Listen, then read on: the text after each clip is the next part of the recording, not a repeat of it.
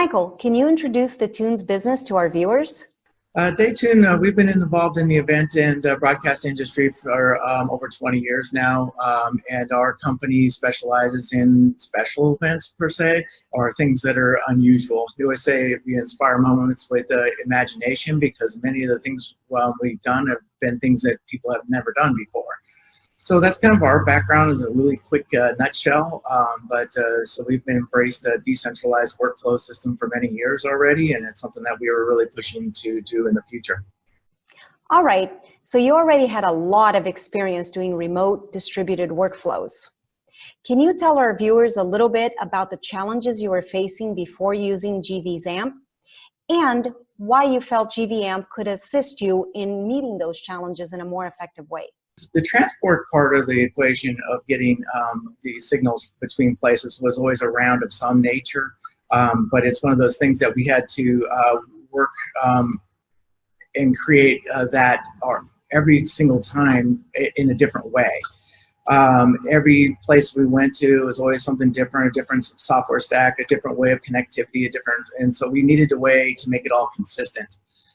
Also, a lot of the software that was available and a lot of the hardware was available was always intended to go in a central location in a PCR, MCR type configuration, which is fine, but if you need to move or if you need to scale, that's not adequate.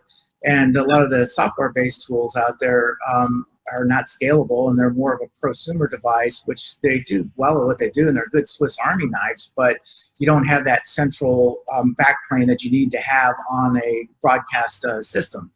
Broadcast systems always have to be up, 5 nines of your reliability and what you can do with it. And you need to have that kind of consistency, and you need to have that kind of workflow that you can scale that, and you need the ability to do any signal from anywhere. And that's what our motto was. Absolutely.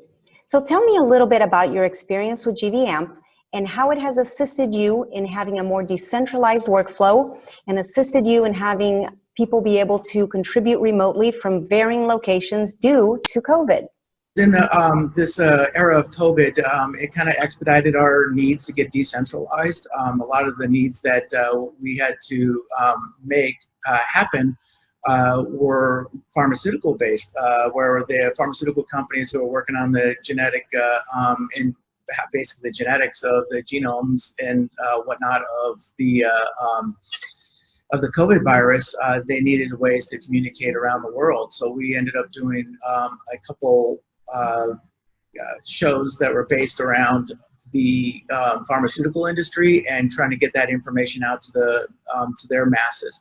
So one of the very first shows we needed to accomplish was the show was based out of China, Europe, and the United States. We had 44 presenters in about a dozen countries. Our crew was in 3 different continents themselves, and we had to go 24 hours around the clock to bring this presentation to life.